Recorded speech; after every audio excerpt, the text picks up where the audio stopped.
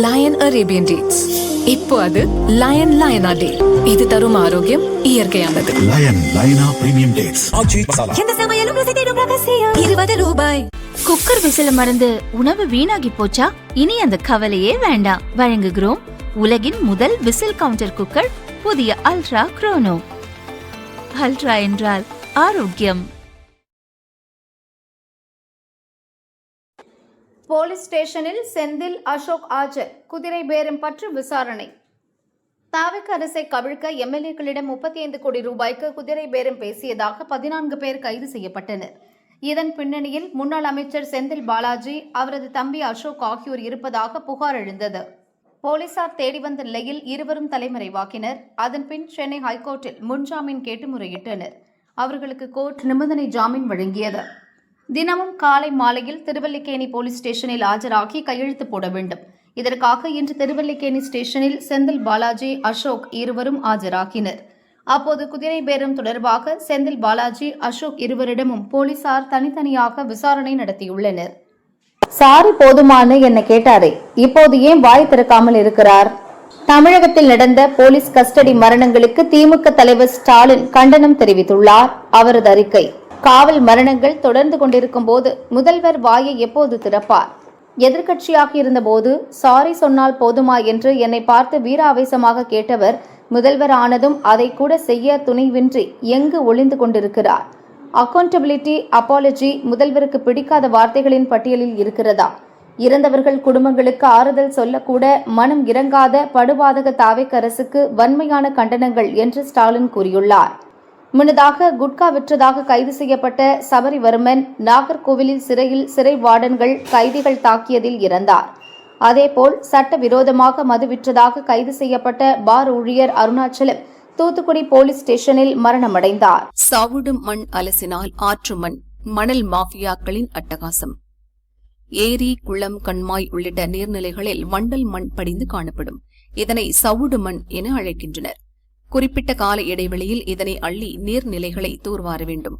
விவசாய நிலங்களின் வளத்தை மேம்படுத்தும் வகையிலும் நீர்நிலைகளின் கொள்ளளவை அதிகரிக்கும் நோக்கத்திலும் சவுடு மண் எடுக்க அரசு அனுமதி தருகிறது. விவசாயிகள் அரசுக்கு கட்டணம் செலுத்தி தங்கள் சொந்த செலவில் அள்ளிக் கொள்ளலாம்.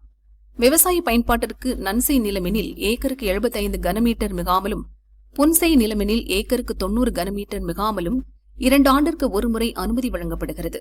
மண்பாண்ட தொழில் செய்பவர்கள் 60 கனமீட்டருக்கு மிகாமல் எடுத்துக் கொள்ளலாம். ஆனால் விவசாயிகள் பெயரில் சவுடு மண் எடுக்கிறோம் என அனுமதி வாங்கிவிட்டு சிலர் அதோடு சேர்த்து மணலையும் அள்ளிச் செல்கின்றனர். ராமநாதபுரம் மாவட்டம் திருவாடானை அருகே மாவூர் பாண்டிக்குடி ரோட்டோரம் உள்ள காடுகளில் இப்படி அள்ளப்பட்ட மண் குவித்து வைக்கப்பட்டுள்ளது.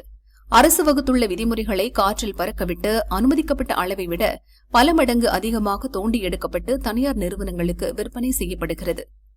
பகல் நேரங்களில் மணலை சேகரித்து வைக்கும் கடத்தல்காரர்கள் இரவில் லாரிகள் மற்றும் டிராக்டர்களில் அள்ளிச் செல்கின்றனர். அதனை ரகசிய இடங்களில் வைத்து அலசி ஆற்று மணல் போல மாற்றி நூதன முறையில் மோசடி செய்கின்றனர்.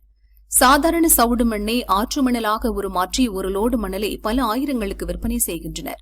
இதன் மூலம் மணல் மாஃபியாக்கள் லட்சக்கணக்கில் லாபம் ஈட்டி வருகின்றனர்.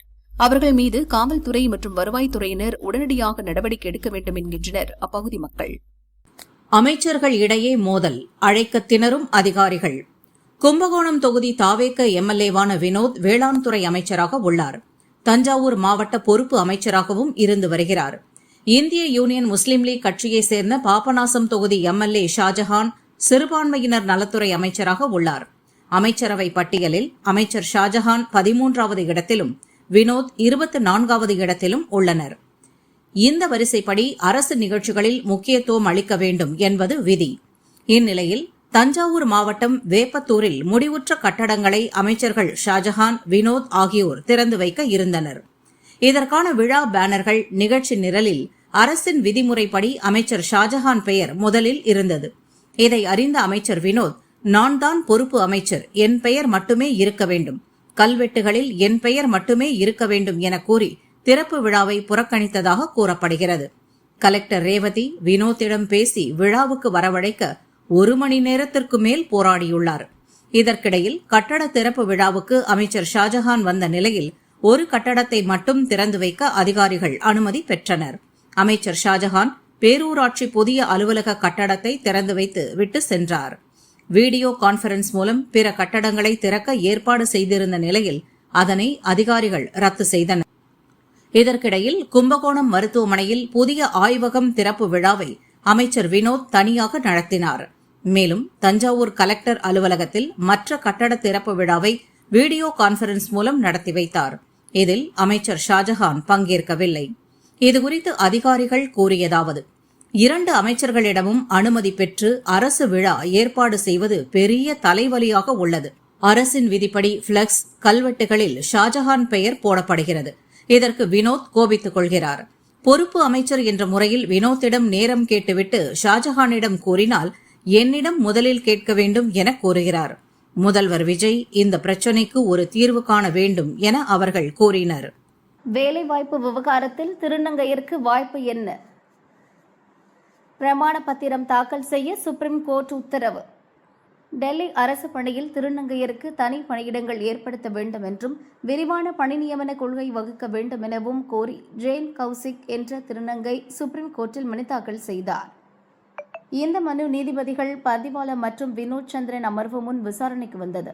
மனுதாரர் தரப்பு வாதங்களை கேட்டு நீதிபதிகள் பிறப்பித்த உத்தரவு: திருநங்கையர் அனைத்து இடங்களிலும் கண்ணியத்துடன் வேலைவாய்ப்பை பெறுவதை உறுதி செய்ய நாங்கள் முழு முயற்சி எடுத்து வருகிறோம். அது தொடர்பான பரந்த அளவிலான பிரச்சினைகளை பரிசீலிக்க வேண்டியுள்ளது. காலி பணியிடங்களுக்கான ஆள் சேர்ப்பு விளம்பரங்களில் பெண் அல்லது ஆண் என்று மட்டுமே குறிப்பிடப்படுகிறது. இதனால் திருநங்கையருக்கு வாய்ப்பு மறுக்கப்படுவதாக மனுதாரர் குறிப்பிட்டுள்ளார். பணி நியமனங்களில் சூழலுக்கு ஏற்ப ஆண் அல்லது பெண் விண்ணப்பதாரர் மட்டுமே பரிசீலிக்கப்படுகின்றனர். காலி பணியிட விளம்பரத்தில் திருநங்கையருக்கான வாய்ப்பு குறித்தும் அறிவிக்கை இடம்பெற வேண்டும். திருநங்கையரும் மனிதர்கள்தான், அவர்களை சற்று கருணையுடன் பாருங்கள். திருநங்கைகளுக்கான பணி நியமனம் குறித்து புதிய அறிவுறுத்தல்களை டெல்லி அரசு வரையறுக்க வேண்டும். பணியிட அறிவிப்புகளே பாலின அடிப்படையில் இருக்கும்போது திருநங்கையர் எவ்வாறு பணி நியமனத்திற்கு பரிசீலிக்கப்படுவர் என்பதை தெளிவுபடுத்தும் வகையில் டெல்லி அரசு பிரமாண பத்திரம் தாக்கல் செய்ய வேண்டும் என நீதிபதிகள் உத்தரவிட்டனர்.